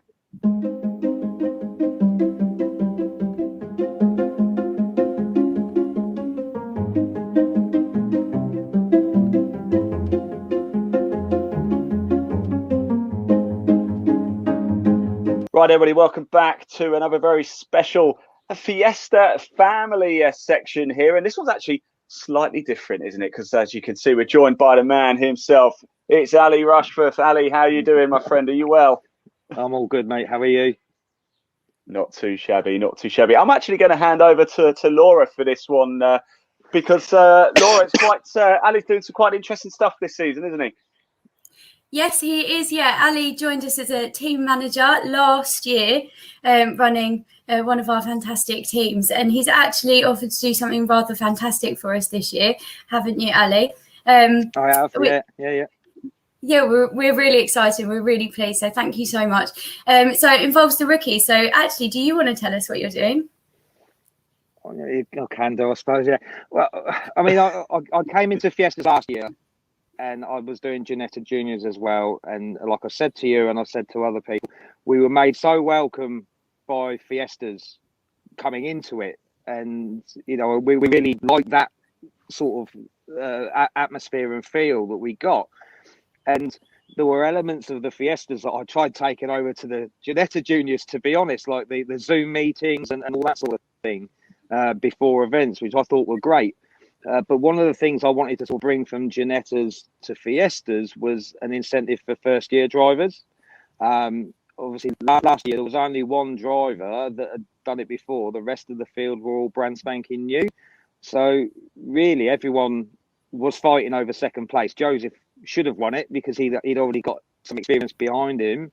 But with the field this year sort of being half and half, I thought, well, why not give the new drivers something to work for, you know, a trophy of their own. So that's when I sort of contacted yourself and contacted BRSCC and said, look, you know, I'd like to provide a rookie trophy for each race. Whoever's the top rookie at the end of the year gets a championship, a rookie champion trophy. You know, and I'm quite happy to pay if they're wanting to stay in Fiestas for a second season, then I'll pay their registration fee for that as well as part of the prize. Yeah, it's almost a bit like a Jack Sears trophy, then, isn't it? Almost in the Fiestas. Yeah, that kind of thing. Yeah, it's just because you know experience does count for a lot. You know, I've raced, and you there's no substitute for experience. So with there being, you know, a split this year between returning drivers and new ones, you don't want the new ones to be disheartened by not being at the front straight away. I mean, we might be wrong. There might be rookies that are, you know, top three straight away, but by giving them a prize of their own, they've got something to fight for. And then as their experience grows through the year, you know, there's that as well as, you know, overall placings. Yeah, and it also gives us an opportunity to welcome new drivers in halfway through the season, which we're really keen to do, to get them out on track and get them started with us, maybe in preparation for the following season as well. And it gives them something to work towards as well, doesn't it? Exactly. Yeah. I think it's a fabulous incentive, I have to say. It's quite unique, actually, as well, isn't it? Like I said, BTCC kind of do something similar, but to do it, you know, for these young girls and boys, of course, it's it's brilliant. What a motivation that is to go into it and knowing you could walk away with a title. Oh, it's just wonderful. Yeah. It's a great idea, Ali. Yeah, no, Yeah. like I say, it was one of those things that they've done it in Ginettas for a while, and you do get people. I mean, you know, with my drivers, you know, if they're rookies, we're sort of saying, look, you want to be looking for rookie podiums first, and then we build on that and go for overall podiums, and you know, and that's the reason why I thought, you know, I'll ask if I can bring that sort of element to the Fiestas, and you know, luckily enough, they said yes. Yeah, well, we think it's a brilliant idea, and it really goes towards our ethos of helping the drivers to learn and encourage them to improve their practice. Exactly. It's a stepping stone within a stepping stone, isn't it? Absolutely magnificent stuff. Ali, are you going to be at every race meeting this season? I'm going to try to be, aren't I? No, I'll be there. I don't think there's any clashes with anything else we're doing, so no. I mean, the year's going to be busy, sort of spread between 2 championships, but no, I'll be at them all. Yeah. We're really pleased to have you on board, and we're really happy that you've offered to do this for us. So thank you so much. No, you're welcome. You're welcome. Fantastic. Ali, I can't wait to see you again. Yeah, just to echo Laura's words, big thank you. That's a wonderful, wonderful incentive. Right, I think, Laura, we better go to a short break, hadn't we, and get our next guest in a minute. So that was Ali Rushforth there. Huge thank you to Ali. We'll go to a very short break. We'll be back very shortly. Don't go anywhere. We'll see you in a minute.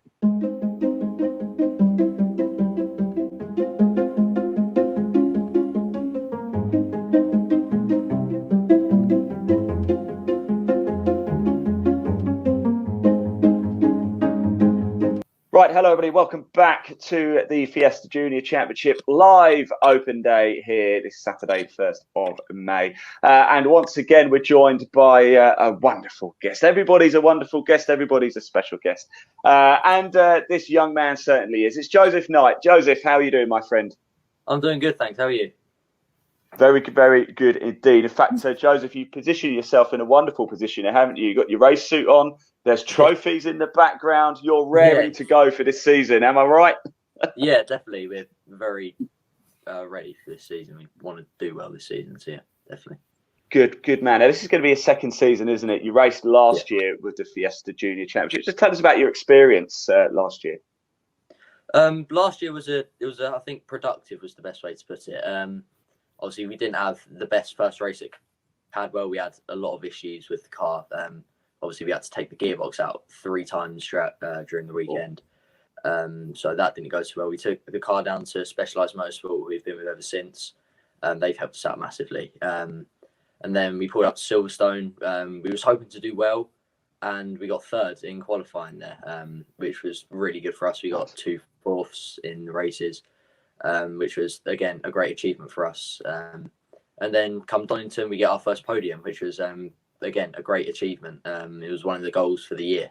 So that was really good for us. And then we went Croft. It didn't go too well. It didn't exceed our expectations. I think that's the best way to put it. We was hoping for a podium, but instead we got, I think it was 2/6, which it wasn't ideal because we did have high hopes and we did go into the championship, going to the race 3rd in the championship. And we came out 4th. Wasn't the best race, but yeah, it could have been worse. But overall, it's motorsport, isn't it? Yeah, exactly. But overall, it was a very good season for us. Like I said earlier, it was very productive, and we're feeling strong about this year. Oh, one of those trophies, the one from Donington, I can see in the back there. No. The one from Donington, I don't know where that is. I think it might be on my left. It's propping your phone up. It's propping the phone up. Here it is. This is the one from Donington. Oh, look at that. Yeah, it's a very look nice. at that. Yeah. There you go. Joseph, let's talk about what you did. Possession. Yeah.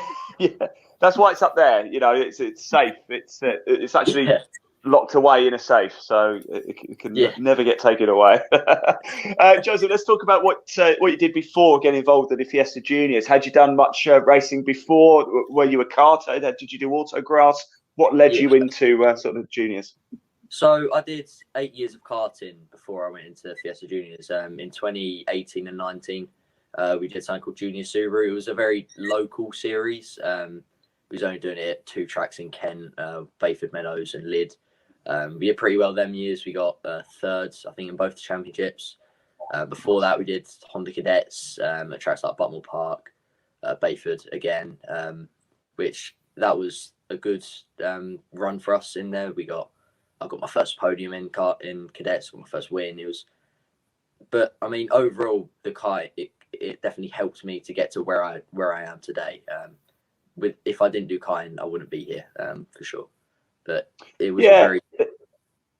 Yeah, go on. Sorry to cut you off there, Joseph. I thought there might have been a bit of delay. I was just going to say, I always find it interesting, isn't it? Because you could stay the karting route, but you decided to go down the car racing route with the juniors. Why did you change and step out of karting and go into car racing? Well, we could have gone junior Rotax, which was the class up from junior Subaru. But for a little bit more money, we could have gone into cars, and it just seemed like the best decision for us. I would personally much rather do cars than karting any day. And again, for a little bit more money, it was just cars. Whereas if we were wanting to junior Rotax, you'd have to buy a new chassis, new engine. It'd be a lot more hassle than just buying a car, setting it up and going out. Yeah, no, I totally get that. And what an experience it is, by the way, to get in car racing. Certainly at your age, I'm 35 now, I mean, when I was your age, I couldn't find the pedals, let alone take it out on track. What's the expectation for this season then, Joseph? Obviously, you had your expectations for last season. What's the plan this year? We're aiming for first, nothing less than that. We had a good run last year. Like I said, we got 4th in the championship. We want to get first this year. That is the main goal. We're putting in a lot of effort behind the scenes. We've done a bit of testing at Brands and Blyton. So we're hoping for a good season. We're hoping for first. Good, man. That's what I like. Confidence. That's what we like, Laura, isn't it? A bit of confidence in there. Going for the title. What's the long-term goal for you, Joseph? Obviously, the juniors now, you're getting all this wonderful experience of car racing. Where do you see yourself in sort of 5-6 years down the road? The long-term aim for me is to win Le Mans, to race in WEC, do big endurance races, that and racing the BTCC, something iconic. WEC is just such good racing, in my opinion. Long 24-hour races. It's something that, in my opinion, it's a lot better than Formula One. But yeah, if I got asked to drive in Formula One, I wouldn't say no. But I mean, for me, the long-term goal is definitely to win Le Mans and to hopefully drive in the BTCC one day. Brilliant. Absolutely fantastic goals there. And best of luck to you, Joseph. I will be trackside this year as well at every Fiesta Junior event, so I look forward to seeing you in action as well, and hopefully interviewing you as a multiple winner this season. I'm sure I will. That's Joseph Knight. Looking forward to a big season in the Fiesta Juniors this year. We're going to go to a short break, but once again, we've got so much content still to come up for you today. It's the Fiesta Junior Championship live open day. We'll see you in a minute.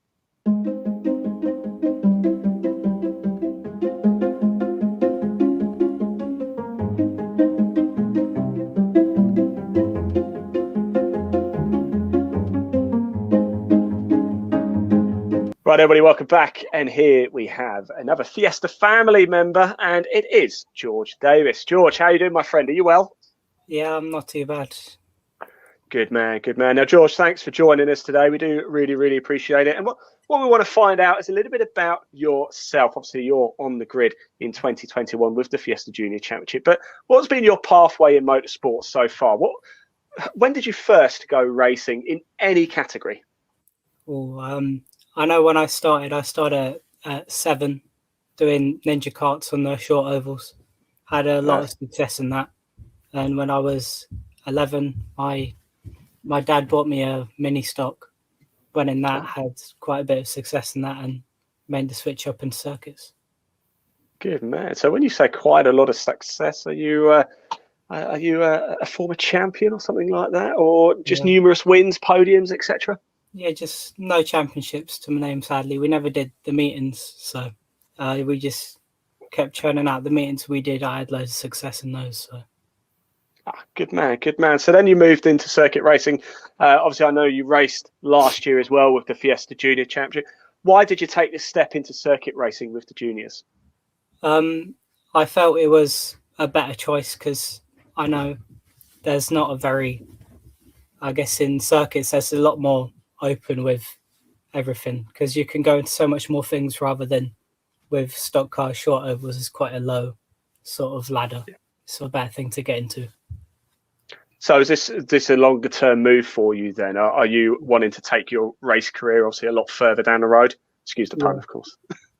Definitely. I'm trying to go for a professional driving anything really. So this will be, I guess the skills from stock cars definitely correlate because you're driving the same bit of kit, really. Yeah, absolutely. You're taking some great experience there, bringing it now into obviously the Fiesta Juniors. Last year, of course, you were racing as well. What did you learn from 2020 that you're going to bring into 2021? I definitely need to improve on my physical health, definitely, because it's quite physically demanding driving those cars around, definitely. So I've been working on the off season, doing loads of workouts, stuff like that, pushing physical and mental. Good man. Which track would you say is the toughest physically?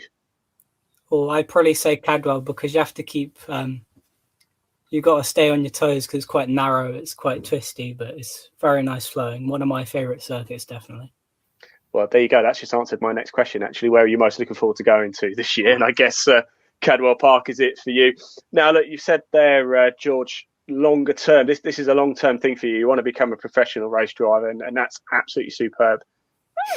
How far are you looking to go? I mean, what's success for you long-term? Are you looking to make it to touring cars, or do you want to go further? You're looking for F1 potentially? Yeah, F1's always been the dream for me, but at the moment I don't think it's completely possible. But I think the top flight of GT, just traveling around the world doing racing, is where I really want to be. That's what I like to hear. Good man, good man. Obviously, the season starts at Croft very, very, very shortly indeed. Are you going to be on the grid at Croft? Definitely, yeah. My sister's racing in seniors, so hopefully we'll both be out there. Oh, I didn't know that. Hey, did you know that, Laura? Of course, yeah.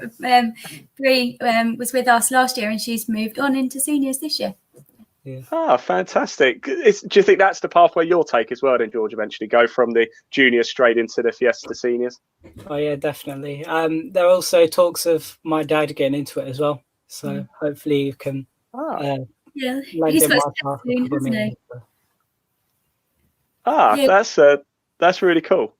A proper Fiesta family then, as we're talking about. That's what I like to hear. Look, George, that is absolutely superb. That is really, really exciting. It really is a family feel. Is that one of the reasons why the Fiesta Juniors has always stood out for you as a championship?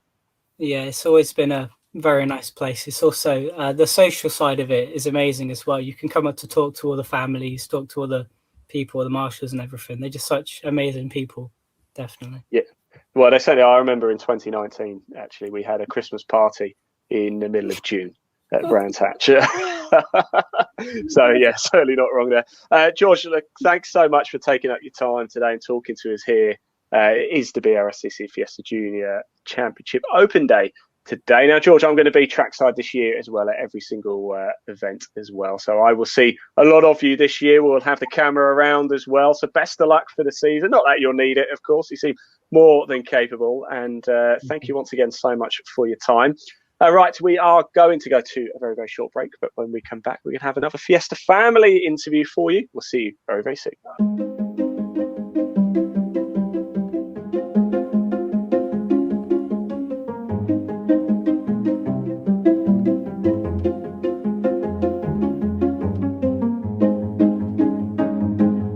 Right, hello everybody. Welcome back to the Fiesta Junior Championship Open Day here. It is Saturday, the 1st of May, and I'm delighted to say we now actually have a champion elect. Well, no, actually that's wrong, isn't it? He's not a champion elect. He is a champion. It is, of course, Joseph Lokes with us. Joseph, how you doing, my friend? Are you well? Are you? Very good, very good. Now, Joseph, 2020 was a bit of a a bit of a decent year for you, wasn't it? Tell us what happened. Well, yeah, really good season. Obviously, winning every race. It wasn't what we expected through the year. I was expecting it to be a lot closer with very close battling, but yeah, I'm very happy with how the season went, and it was in a way very unexpected as well. Well, why was it unexpected, would you say, Joseph? Just looking at the competition that we saw, someone that I caught my eye on straight away was Will Orton, and obviously he was one of the closest ones.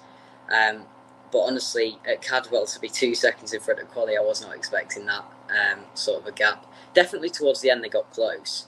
But yeah, it was just a shock to start with such a big gap. Well, we've got a nice little picture to show everybody here. This is you, of course, right there. Where was that picture taken? Is that, I'm trying to see, do you know where that is, Laura? Can anybody tell us what garage that is? Is that Brands Hatch? Is that Croft? Where is that? Croft. That was the end of the season at Croft. Yeah. That was at the end of the season. Tell us about that moment then, Joseph, when the title was wrapped up, the season was finished, you were P1. How did it feel to have won the Fiesta Junior Championship?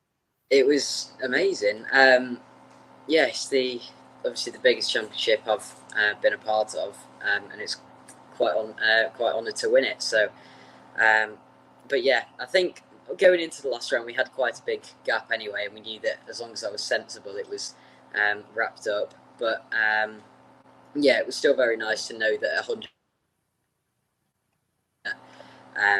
we'd secured it. So yeah, it was an amazing feeling. Fantastic. Now, I know you said it was a bit of a surprise, but you've been involved with the Fiesta Juniors for a couple of seasons before that, haven't you, actually? I first met you at 2019, actually, I think at Brands Hatch. So you've been involved with the juniors for a while. Why did you decide to go and get your circuit racing career started with the Fiesta Junior Championship? It's just a great championship, really. We saw it at, I think it was the Autosport show, at the end of 2018, and it just really caught our eye. It looked like exactly what we were looking for, with some good competition, and I thought it would be a really good way to get myself into car racing and just to kind of find my feet amongst the big boys as it is, instead of karting. So yeah, Fiesta Junior was a great decision for me. You know, it developed me as a driver, and obviously it's helped propel me to where I am currently as well. Well, we're going to touch on where you are currently because it's very, very exciting. But just before we get to that, you mentioned there, were you karting before getting involved in juniors? Did it feel like a natural step, or were you doing something else before you got involved with the juniors? Obviously, I did karting. I was in Honda and then into junior Rotax. But it was just more, it felt very natural moving to the Fiesta. It didn't feel like it was too much of a challenge to get myself adapted either. It didn't take me too long to get to where I wanted to be, and then I just kept developing. But yeah, it's I wouldn't say it's the closest thing I could have moved to, but it's definitely quite an easy move to go from karting to cars with Fiesta Junior. Perfect. A nice natural progression there. I like to hear that.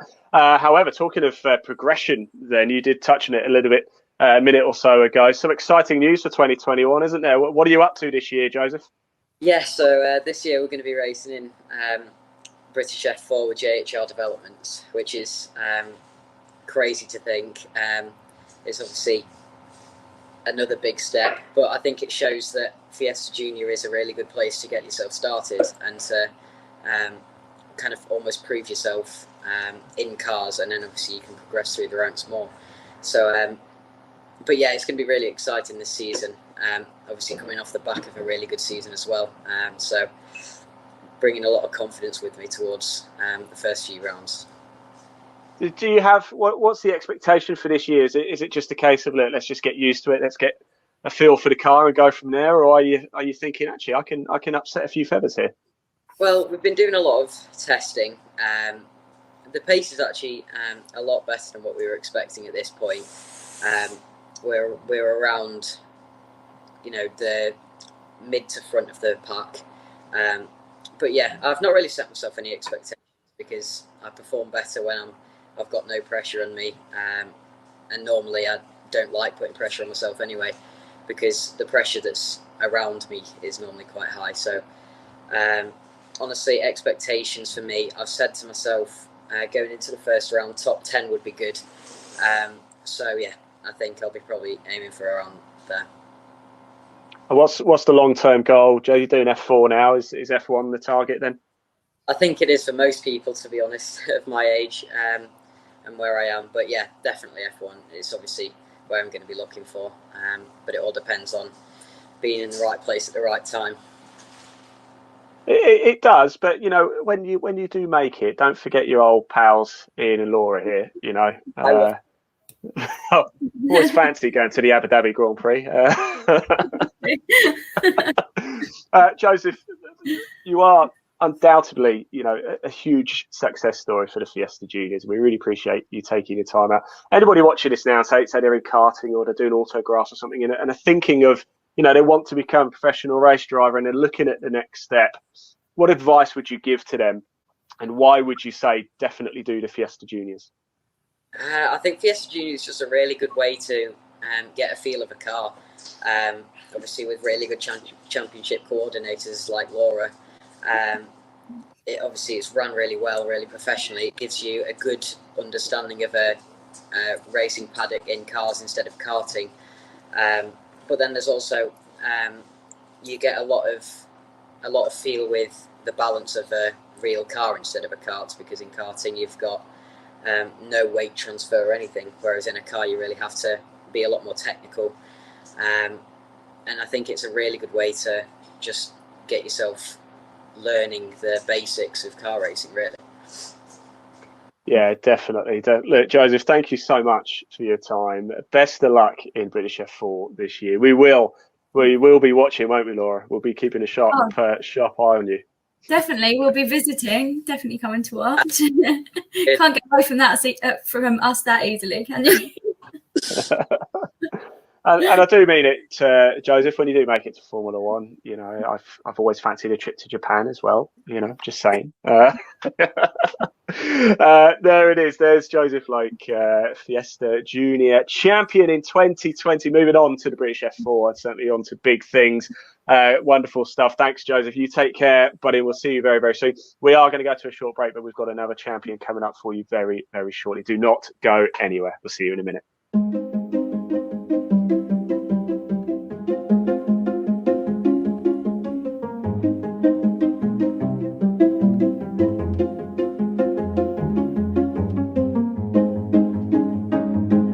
Right, everybody, welcome to our first edition of Fiesta Family, and I'm delighted to say we're joined by 2021 competitor Albert Webster. Albert, how you doing, my friend? Are you well? I'm good, thank you. How are you?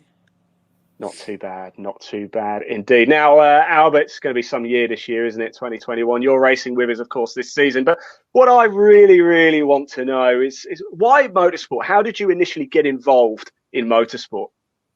Back my great granddad and my granddad both did Alfa Romeo rally stage, and they both did really well in that. So my uncle and my mum did it, so they've been racing for all their life. And then when I was born, when I was 6, my granddad got me my first mini sprint. So it's like a little kart with a roll cage, and then nice. I started that at 6.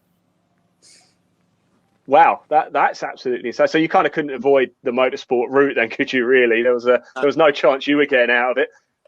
So from 6, then did you stay with like your mini sprint, or did you go into karting? What was the route from there for you? So mini sprints like on a short oval. So I did that for 4 years.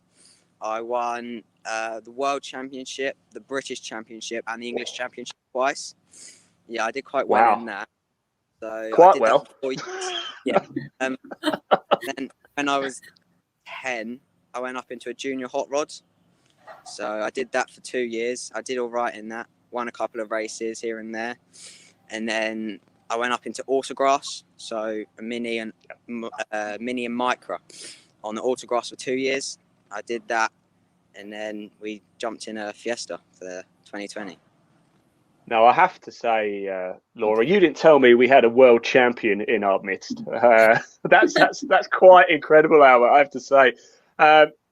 Look, you now make it, well, obviously you're now into the Fiesta Juniors, into proper cars. Why now the move into cars? So we thought instead of staying on the short oval, we thought if I wanted to make a living and try and get something out of this, we'd go to circuit racing. And it was out of this and the Saxos, and we realised this is faster, better for money, safer, and it's a better community. So we decided to go in the Fiestas this year. Well, that is absolutely fantastic. What's the expectation for the season for you, Albert? I'm really hoping to get a win, maybe 2, and the ultimate goal is to win the championship. Well, you certainly come with strong pedigree, I have to say that. But of course, circuit racing, slightly different, of course, and we're going to a number of tracks this year. Where are you most looking forward to going this year? Well, it's either out of Cadwell, because last year I did quite well there. I got my first podium. Either Cadwell, or I'm going to try and finish both races at Donington. Try. You will. You will. Yeah, I'll do my best. You will. Look, Cadwell, a fantastic track, actually, I have to say. It is about 68 million miles away from my house, but it is a wonderful trek if you can certainly get up there. Albert, let's talk long term then. You've obviously had quite a distinguished career already for such a young man. I have to say, you achieved quite a lot. From the Fiesta Juniors, what is the long-term goal for you? Where you obviously said you want to make a career out of this, of being a racing driver. So where are we going? Are we Formula One bound, or are we looking at maybe staying with road cars as such? What's the long-term future for you? Probably staying like road cars, and then I'm probably going to go to Loughborough College. So I'll do that and stay in Fiestas as long as I can. It all depends on money, really, and how much we have, how much we can spend in a year. So hopefully onto touring cars, and then see where we go from there, really. Definitely, that's what I like to. Well, look, the world is certainly your oyster, Albert. Can't wait to see you racing this season. We're going to be there at every single track as well to bring you the live coverage, and we're going to be seeing a lot of Albert Webster in 2021, just like we did in 2020 as well. Albert, best of luck for the season. Can't wait to see you trackside. High expectations, I think, and rightly so as well. A world champion in our midst at the Fiesta Junior. How nice does that feel to say, Laura? How cool was that? Oh, it's fantastic. Fantastic. Well done. Right, Albert, going to let you go. I know you're a super busy man. We're going to go to a very short break, but we are going to have another interview with Fiesta Families very, very shortly. We'll see you in a minute.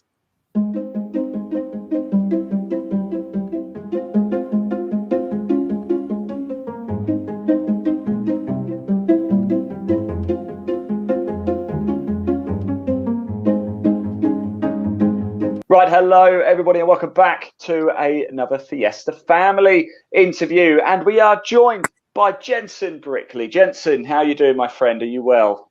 Yeah, I'm all right, thank you. How are you? Not too bad, not too bad. Really, really enjoying the day, I have to say. And you know, as they say, Laura, I don't know, sometimes you save the best till last. You know, what can you say?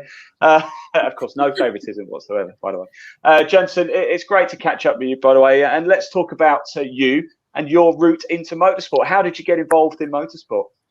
Well, when I was 7 years old, I started go-karting at my local track. And then I progressed into national mini stocks on short ovals. And then we ended up here. Fantastic. So why the Fiesta Juniors then? How did you actually sort of end up here? When were you looking to move into sort of circuit racing cars? It was actually 2 years ago. I looked at Ginettas. It was actually when I was banned from short ovals, and we decided that they were too. So then when Kelly Davis, George and Bryony's mum went into it, she recommended. Oh yeah, okay, cool. I think Jensen, you just cut off there a little bit. We're hearing about short ovals, and it was 2 years ago, wasn't it? Actually, that Jensen really got involved in it. Fantastic stuff, Jensen. If you can hear me, what can you take from what you've learned so far in your motorsport career into the Fiesta Junior Championship season this year? Well, hopefully we're just going to push on from last year and try and get some better places. How did it go last year? It went all right. Towards the end, we was getting better. We were doing good in qualifying, and then had a few little slip-ups with a wiring fault and then a driver error. But we came back in the second races, so it was all right. Good man, good man. And at least you know, driver errors, they do happen. You're only a young man. I mean, you know, so I certainly would be hard on yourself. Yeah. Exactly that. Jensen, what's the long-term goal for you? Are you wanting to make this a full-time career? Yeah, well, isn't everyone? Yeah, they are. What route would you go down? Would you go down? Are you looking to go to the British Touring Cars or where? What series catches your eye? Yeah, it would definitely be touring cars. Yeah. Yeah, good man. And of course, another season in the Fiesta Juniors. Which track are you most looking forward to visiting this year? I'd probably say Alton Park. I've never been there before, but did some testing there recently and seemed all right. So, yeah, definitely Alton Park. It's a cracking track, just as long as it's not raining. That's all I'll say about Alton Park. Jensen, thank you so much for joining us. Really, really appreciate it. Best of luck this season as well. I will see you round quite a lot. I have to say, I'm going to be at every single meeting this year, getting in everyone's way. Laura, that brings an end, actually, to our Fiesta family. We are just going to go to a very, very short break because we have we just want to say a couple of words before we break off the broadcast. So don't go anywhere, everybody. Stick with us. We'll be back in literally 30 seconds. We'll see you in a minute.